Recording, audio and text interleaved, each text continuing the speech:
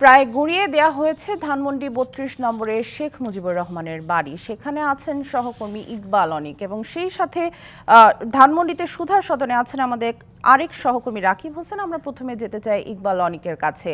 অনেক সকাল থেকেই তো আমরা দেখছিলাম যে আজও বুলডোজার দিয়ে ৩২ নম্বরের বাড়িটি গুঁড়িয়ে দেওয়ার কাজ চলছে। এখন কি পরিস্থিতি সেখানে জানাবেন?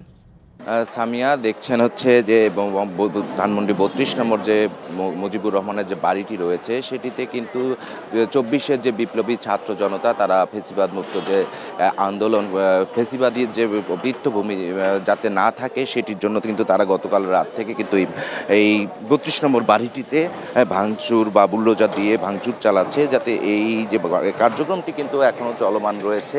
এবং এখানে কিন্তু গতকালকে কিন্তু তারা হচ্ছে যেমন শেখ হাসিনার একটি ভাষণকে কেন্দ্র করে কিন্তু এই কর্মসূচি তারা ঘোষণা করেন যে সারা বাংলাদেশে বুলডোজার দিয়ে যে ফেসিবাদের যে স্থাপনাগুলো আছে সেগুলো গুঁড়িয়ে দেওয়ার সেই কার্যক্রমটি এখনও কিন্তু চলমান রয়েছে। এবং এখানে যারা এসেছেন তাদের সঙ্গে একটু কথা বলবো যে তারা এই মুহূর্তে কি চাচ্ছেন। এই যে ছাত্র জনতার যে বিপ্লবের পর আজ 6 মাস পর আপনারা এই যে স্থাপনাটি এই ভাঙচুরের যে কর্মসূচি আছে এটাতে কি মনে করছেন আপনারা? এটা আসলে মূলত হচ্ছে বিগত 16-17 বছর এদেশের জনগণ তারা তাদের নিজস্ব ভোট দিতে পারে নাই। তারা তাদের ভোট না দেওয়ার কারণে তাদের ভিতরের যে ক্ষোভ হয়েছে এই ক্ষোভের বহিঃপ্রকাশটা হচ্ছে আজকের এই আন্দোলন। নইলে 5 তারিখ উনি চলে গেছে 5ই আগস্ট, এখন তো থাকার কথা না ক্ষোভ, সেই ক্ষোভটা আসছে আবার। মানুষ এটা এখনও ভুলতে পারছে না।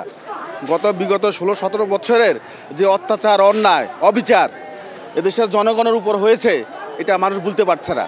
যে বিশ্বাসগুলোকে আমরা মিউচুয়াল ট্রাস্ট ব্যাংক পিএলসি বিশ্বাস করি প্রবলভাবে, একে অপরের বিশ্বাস হয়ে।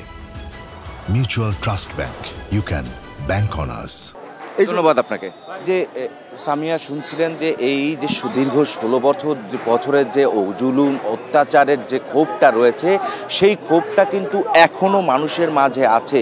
সেই ক্ষোভের বহিঃপ্রকাশও কিন্তু এখনও হচ্ছে।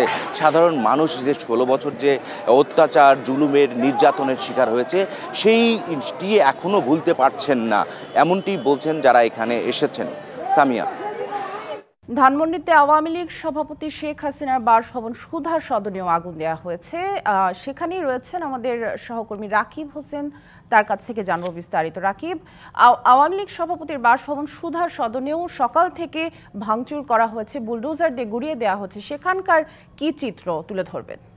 আসলে যেমনটা বলছিলাম যে সকাল থেকে কিন্তু এই যে ভাঙচুরের কার্যক্রম কিন্তু চলমান রয়েছে। এখন পর্যন্ত আসলে ভাঙচুরের কার্যক্রম কিন্তু চলছে।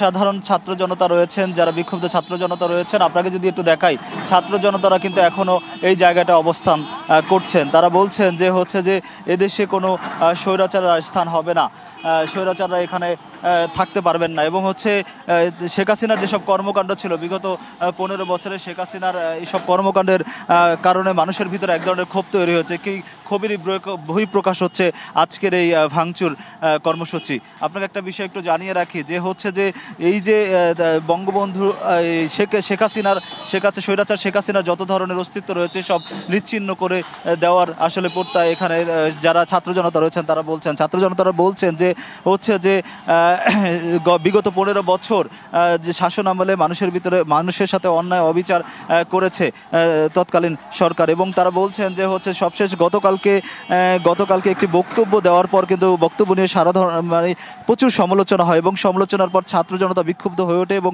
বিক্ষুব্ধ হয়ে ওঠার পর কিন্তু তারা মিছিল নিয়ে আসলে বুলডোজার মিছিল নিয়ে কিন্তু এই বাড়িতে হচ্ছে আসলে ভাঙচুর শুরু করে। এবং এরপর থেকে কিন্তু রাত থেকে কিন্তু ভাঙচুরের কার্যক্রম এখন পর্যন্ত আসলে চলমান রয়েছে।